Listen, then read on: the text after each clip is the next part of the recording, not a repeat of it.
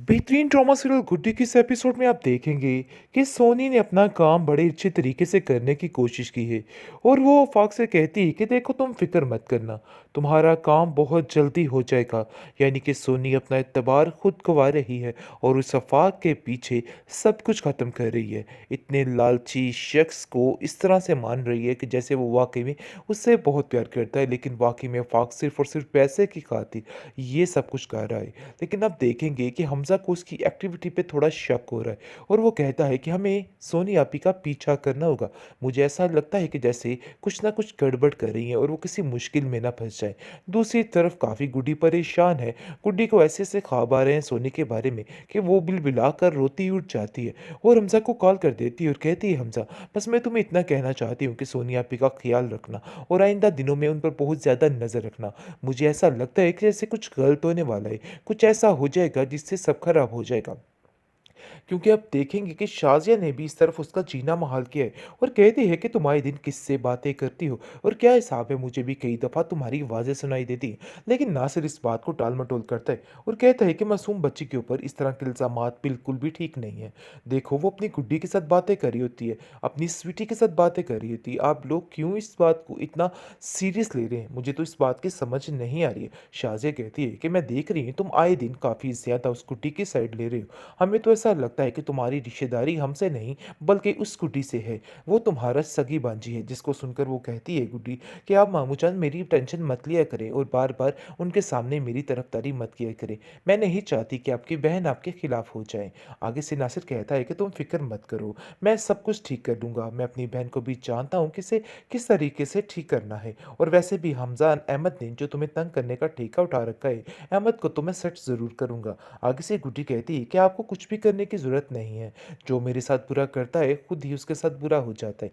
मुझे कुछ भी करने की ज़रूरत नहीं पड़ती। इन सब बातों से नासिर भी हैरान है और वो कहता है औरंगज़ेब को कि प्लीज़ इस बच्ची के साथ ये इस तरह का रवैया करना बंद कर दीजिए। मुझे तो ऐसा लगता है कि आप लोग इसके साथ कुछ भी बुरा करते हो तो अल्लाह की तरफ से ही आपके साथ भी बुरा होने लग जाता है। इस पर औरंगज़ेब कहता है कि तुम्हें ज़्यादा उसकी हिमायत करने की ज़रूरत नहीं।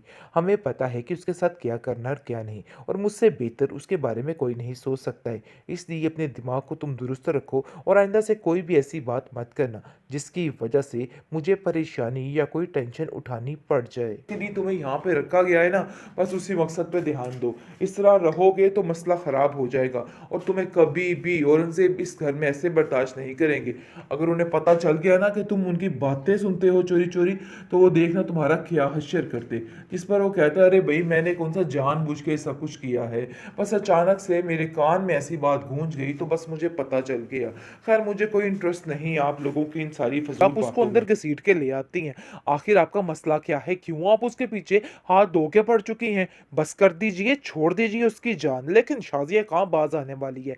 शाजिया भी अपना बदला पूरा करके रहेगी। न जाने किस जन्म का बदला ये उस बच्ची मासूम से ले रही है और ये चीज़ सब देख रहे हैं। औरंगज़ेब कहता है कि अरे भाई होश के नाखून लो, थोड़ा सब्र कर जाओ। मैं तुम्हें बार बार कह रहा हूँ ऐसा ना हो कि मामला बनने की बजाय मामला बिगड़ जाए, फिर हमारा ही नुकसान है। ये चीज़ को तुम्हें समझना होगा वरना बहुत मुश्किल हो जाएगी, क्योंकि तुम्हारा दिमाग जो है वो सही तरीके से काम नहीं कर रहा। और अगर नाम काम ना किया तो नुकसान ना करवा बैठना। और याद रखना कि अगर मेरी कोई मेहनत पे पानी फिरा तो मैं तुम्हारा वो हश्र करूंगा कि तुम याद रखोगी। यानी कि दोनों एक से एक बढ़ के लालची लोग हैं और ये दोनों मियाँ बीवी लालच के भरे हुए कुछ भी कर सकते हैं सिर्फ और सिर्फ पैसा हासिल करने के लिए। इंटरेस्टिंग है नाज़रीन, जैसा कि शाज़िया ने बुरा चाहा है इस बेचारी मासूम बच्ची का और उसको उसके लिए यानी कि तरह-तरह के बुरे रास्ते इख्तियार कर रही है।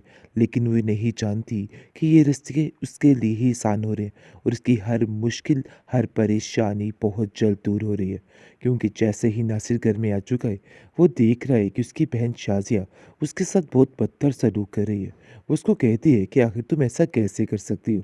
एक मासूम बच्ची के साथ इतना इतना ज़ुल्म, आखिर ऐसा कैसे हो सकता है? जिस पर शाज़िया कहती है कि नहीं, मैंने उसके साथ कोई ज़ुल्म ज़्यादती नहीं की है, बल्कि ये तो हर एक माँ अपने बच्चे को काम सिखाने के लिए करती है।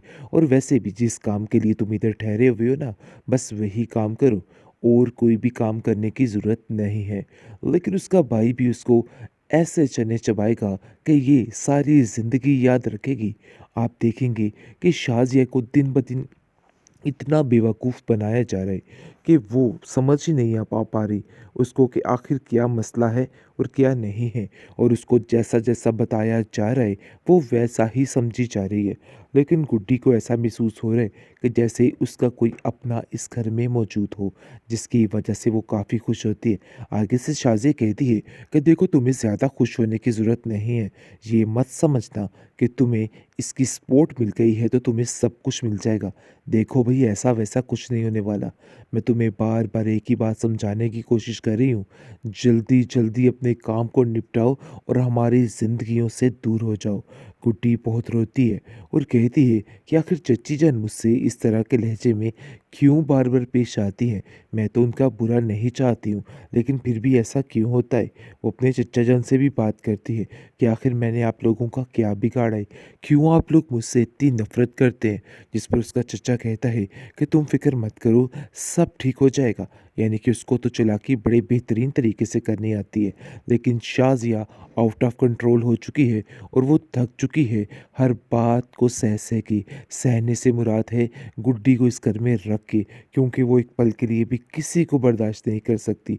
ये उसकी बहुत बड़ी मजबूरी है जो कि उसको इस गुड्डी को बर्दाश्त करना पड़े।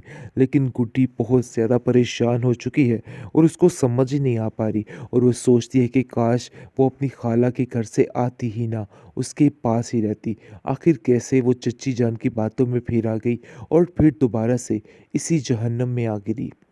लेकिन अब कहती है कि पछताने का कोई फ़ायदा नहीं और स्वीटी को कहती है कि पता नहीं इन सब बातों का हल क्या है। मुझे तो कुछ समझ नहीं आ रही है। ऐसा लगता है कि चच्चा जान भी चच्ची के साथ मिले हुए हैं और इनका आपस में एक ही मकसद है, लेकिन जानबूझकर मुझसे ऐसे ये सारी हरकतें इसलिए की जा रही हैं ताकि मुझे महसूस ना हो। लेकिन कहीं न कहीं वो ये बात जान चुकी है। आप देखेंगे कि जैसे ही ये पीर उनके घर आ जाता है, शाज़िया की तबीयत दिन-ब-दिन काफ़ी ख़राब रहने लग जाती है और वो काफ़ी ज़्यादा उचाट भी रहने लग जाती है, क्योंकि वो उसके ज़हन से निकालने की कोशिश कर रहे हैं कि आपके घर में कुछ नहीं है और वो स्वीटी के बारे में कुछ भी उसे नहीं बताता है, क्योंकि वो जानता है कि अगर स्वीटी के बारे में कुछ ऐसा बता दिया तो मामला काफ़ी गड़बड़ हो जाएगा। इसलिए वो गुड्डी को कहता है, "गुड्डी बेटा, क्या तुम मुझे बता सकती हो कि असल माजरा है क्या? ये स्वीटी कौन है और क्या कर रही है? आखिर कुछ ना कुछ तो गड़बड़ ज़रूर है।" जिस पर स्वीटी गुड्डी इनकार कर देती है और कहती है कि नहीं, मैं स्वीटी के बारे में कुछ नहीं बताऊँगी। मैं बस इतना जानती हूँ कि ये मेरी मामा का दिया हुआ आखिरी तोहफ़ा है, इसके अलावा कुछ नहीं।